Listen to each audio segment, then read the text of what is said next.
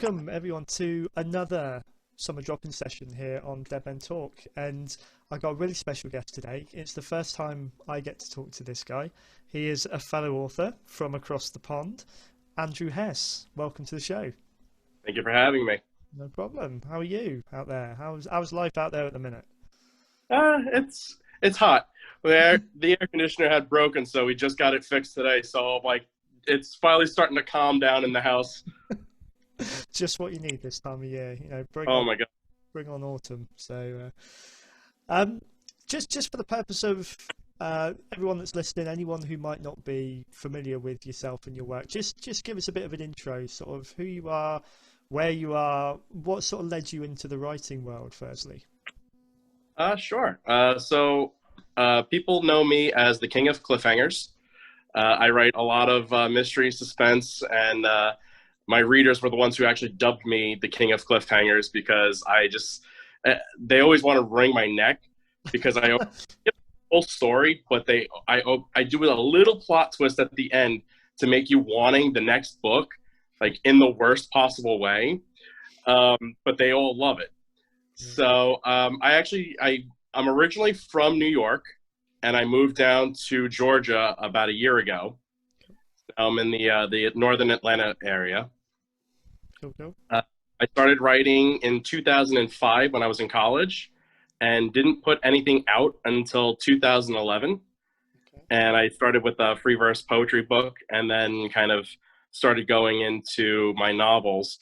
The first novel I put out was a government conspiracy novel, fictional piece. Always a good place to start, I think. Yeah, it was just about basically like the government hiring 20-year-olds to basically go out and kind of kill off their enemies essentially. Cool. And they're basically just being too stupid and too naive to be like, oh, hey, let's say no to this. Like, hey, let's just go ahead and do it,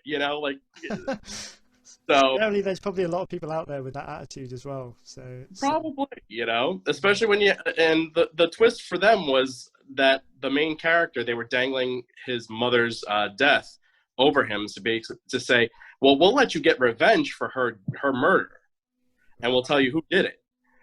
So that was the icing on the cake for him, and he's like, I got to do it. So that was the book that actually started it all. That was the one that got me into writing in the first place. Cool. And there I just started writing murder mystery books, detective novels, romance, suspense. So,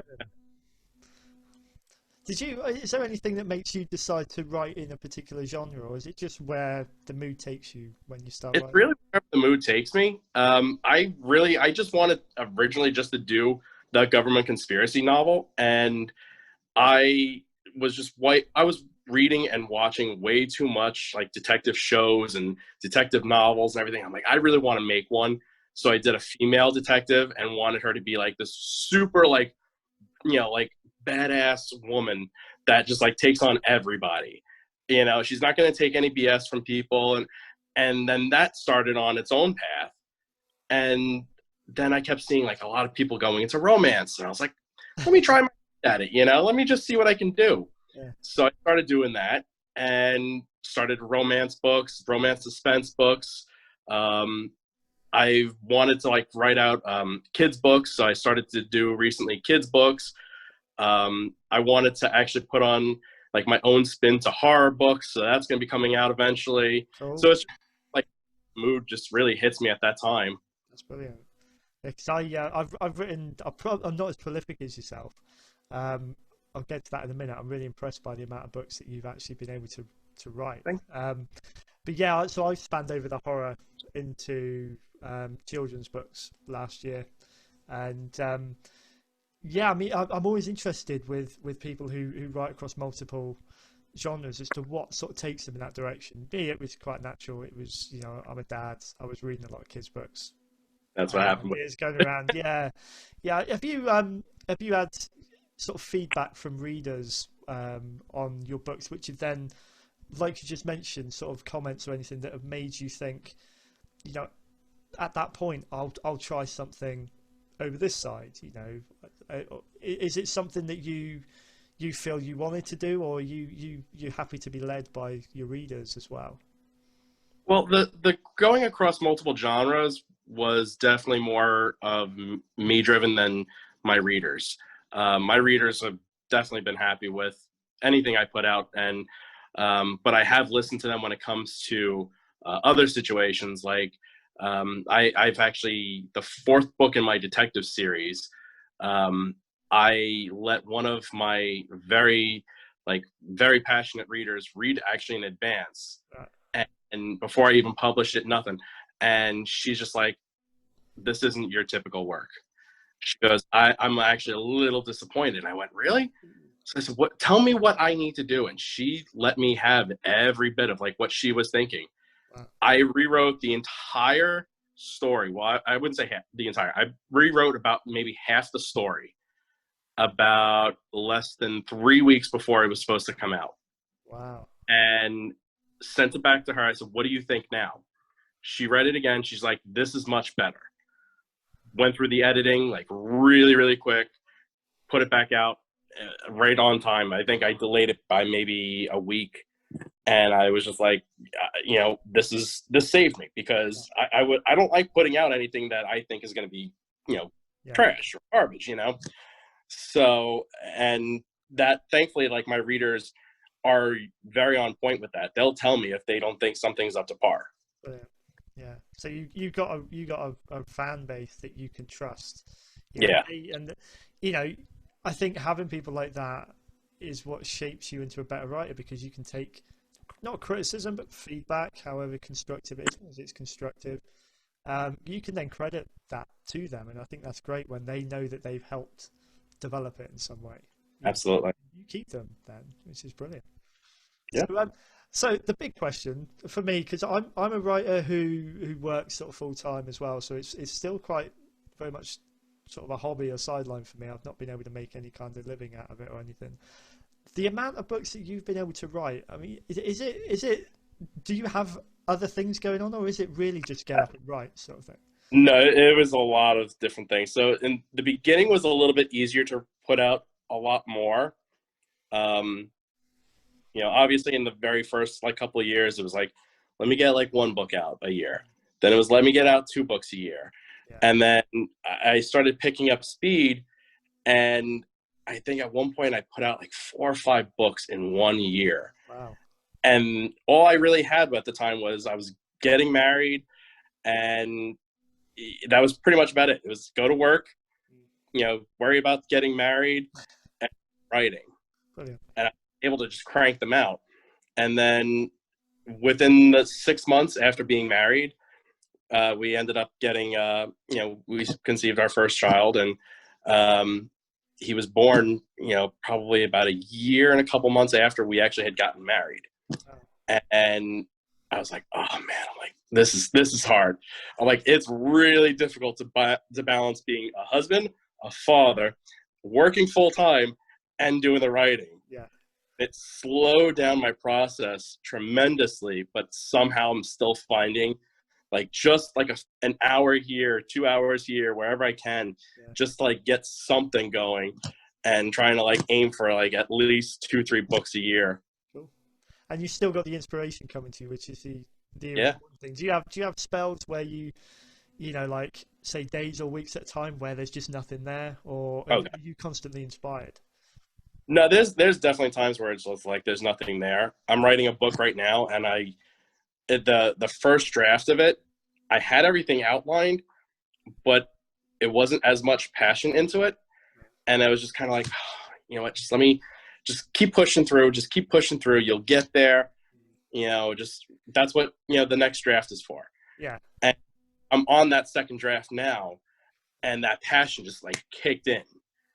And I'm up to the 5th or 6th chapter in the rewrite, and I've already increased my word count by about 16,000 words.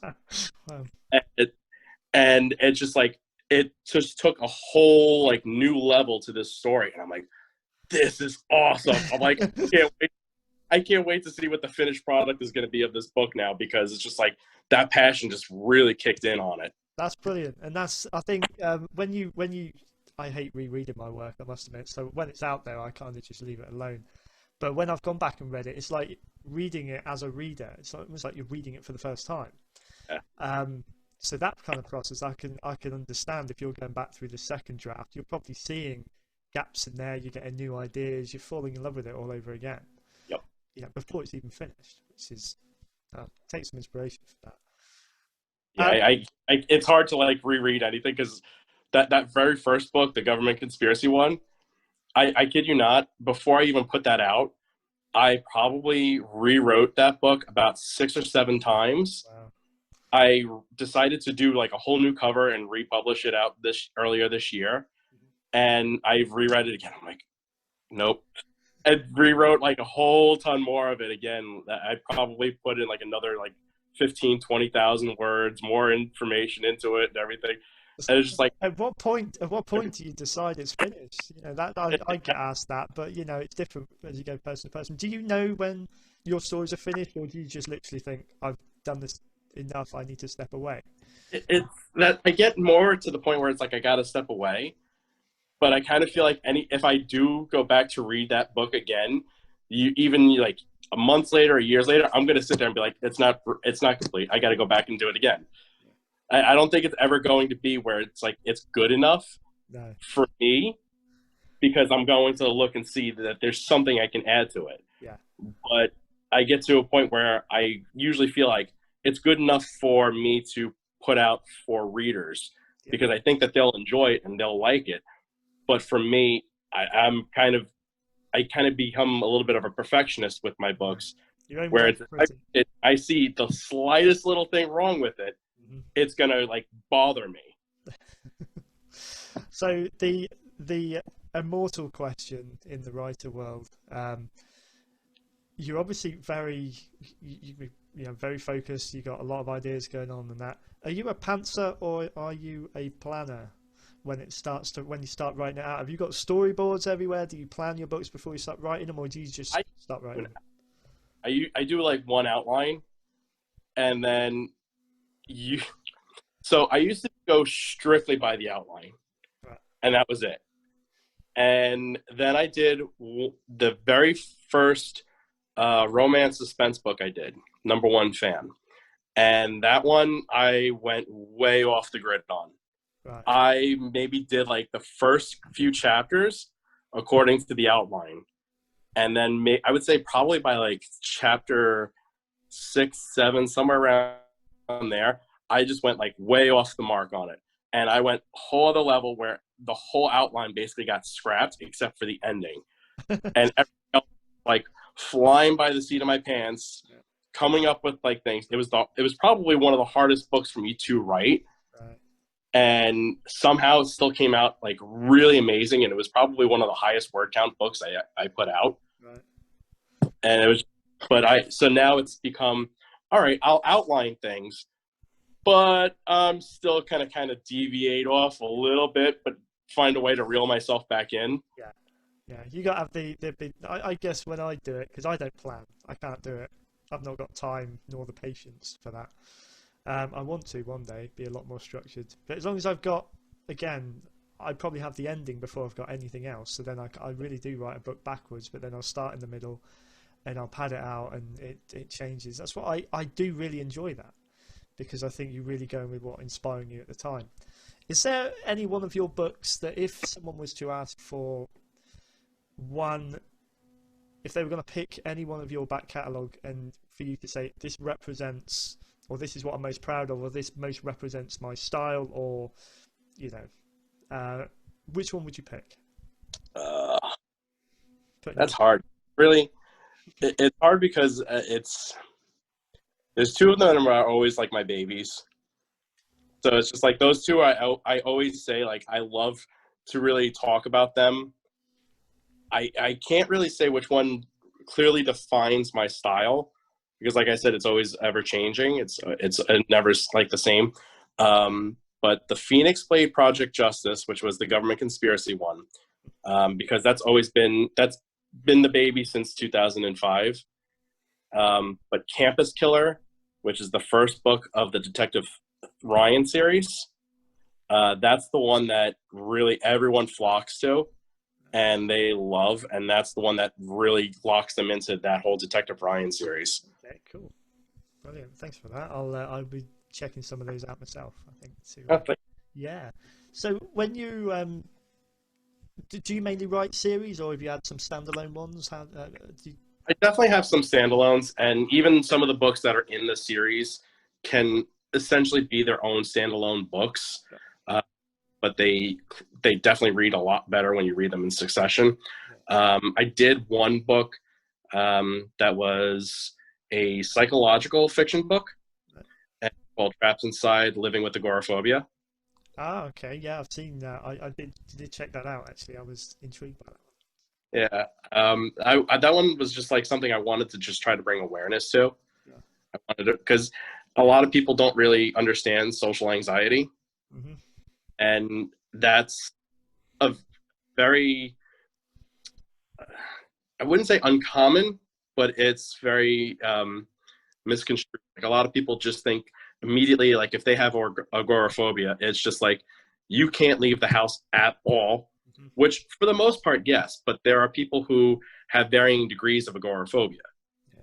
And there are some people who don't want to leave their house at all. There are some people who they can leave, but only under certain circumstances. And it was something that I wanted to just bring awareness to for people. So that on its own was a standalone book, and I've done a couple other ones. I did a woman's divorce book, Finding Strength. Wow. I do want to eventually capitalize on that, not capitalize, but like evolve it a little bit more to other parts.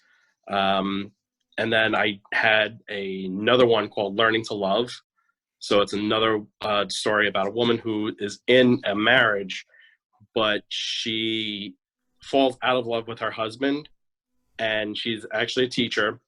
A former student of hers who's graduated like years and years earlier comes back into her life, and he's like one of those playboy, like rich guys type of thing. He wants to just go and, you know, get with her because he's just like, man, like she was hot when like I went to school. You know, it'd be like great for me to like put that notch in my belt. And somehow like she starts to fall for him. He starts to fall for her as something more than just like a physical attraction. And it's a story that doesn't end the way people think it's going to end. Okay, that's enough to hook them in. Yeah. Brilliant. Cool. The go back to the agoraphobia one, as we say it over here. I can get on board with that. I'm not sort of suffer of that, but social anxiety has been something that I have experienced within the last few years, or yeah, probably more than that. So I think, you know, books like that, especially at the moment, you know, you might be, you know, after. Do you think something like that is more relevant? Not being too sort of, you know, getting too deep, but do you think it's a bit more relevant nowadays because of things like lockdown? You're going to have more people coming out with these kind of difficulties. Yeah, I think so. And it's actually something during the whole quarantine and lockdowns that have been going on. I had done I did like some free books during that time, and that was one of the ones that I put up for free for just a little bit because I wanted to really get that out there, and if it was any way I could try to help people with it, it would be great. So then what I actually started to look into was I started planning out different disorders that I want to tackle in a similar way, because I do want to bring a further awareness to that, and I do want to bring more of like kind of a way for people to be like, you know what, I can empathize, I can understand that. That's something that I've went through. And I have a couple of readers who become like fans of mine. They talk to me on the regular, and they've gone through social anxiety disorders too, and they thank me for it. And I want to go and capture that same feeling for more people, because I think that that's something that needs to be addressed. You know, instead of just pushed under the rug or, you know, something along those lines. Sure. I want to go and kind of keep going with that. I think the important thing, especially for me, from what you just said, is it's raising the awareness of it. You know, I think a lot of people probably think if you need to sit down and write a book like this, you've got to be able to give advice and solve people's problems. You've got to have an answer in there. I think just being able to talk about it, you know, read about it, write about it, just for someone to be able to relate and think there's somebody out there who has experienced exactly what I have. He may not come up and say at the end, you know, this is how you can fix it. You don't have to have all the answers, but being able to have something for people to be able to sort of reach out and say, okay, I'm not alone. That's yeah, that would be the sort of thing that made me feel good having read it. You know, not that I've come up with a self-help book or anything like that, just something that says these problems are there. You know, just be aware that they are, and you're not, you know, you're not Exactly. you're not alone. So no, I Yeah. think that's really I'm definitely a self-help person, but yeah, I just want to really have the awareness for things. yeah, brilliant. So to sort of, as we go into the latter part, I kind of open up the floor to you. Is there anything that you're working on at the moment, or that you've got coming up that's sort of being released that you want to sort of give a plug to, or you know, where can people find you, keep up to date with what you're doing? You know, should they be able to you know, find your books and want to find out more? Yeah, no, sure. So the last book I just put out was the sixth installment of the Detective Ryan series. So this actually is kind of the fallout, where I did actually tackle a little bit of the sex trafficking Oh wow. type of situation going on, and the detective actually had been caught up in it, and victim of it. Right. So I had taken care of that already, and sorry, my son's kind of running around. Um, so that was the most recent one. It was the fallout from that for her to try to kind of find a balance in her life again, and life after something so horrible happening to her. That was the most recent one. What I'm working on right now, and I'm hoping to get taken care of, I'm actually doing a quarantine love story. Oh wow. Okay. Cool. Um, yeah, so that's the one I'm working on right now, and the one I was alluding to earlier. Yeah. Yeah. And it's going to be really interesting because it's two people forced to be with each other. Right. They lived with each other, but they don't like each other, and it's going to force them to really just grit it out for the next like couple weeks type of situation. Yeah. Uh, there's so many different layers to this, and I love it. Um, Sounds so it's definitely a book to watch out for. that's what I can see up on screen with Ben Stiller or something in one day. Yeah, I mean that would be great. Yeah. It would definitely be great if I could, but we'll see what happens with that. See. But yeah, can people find you on Facebook or any other social media? Yeah, I'm all over the place, man. I'm on Instagram under author Andrew Hess, author underscore Andrew underscore Hess. I'm on Twitter. I am Phoenix 13. I'm all over Facebook. I'm on Amazon. 21 books and counting on that one. So You got a presence on there. yeah, so I mean, you could definitely find me all over the place. That's brilliant. Well, listen, mate, it's been a pleasure talking to you. You're a real inspiration, I think, to anyone out there who in any walk of life who wants to write, likes to write, wants to read. You know, you cover such a spectrum. I think there's definitely some great stuff for people to find there. Thank you so much for coming on and sharing. Thank you. It's been a great time. Thank you, mate. Take it easy. Thank you. You too.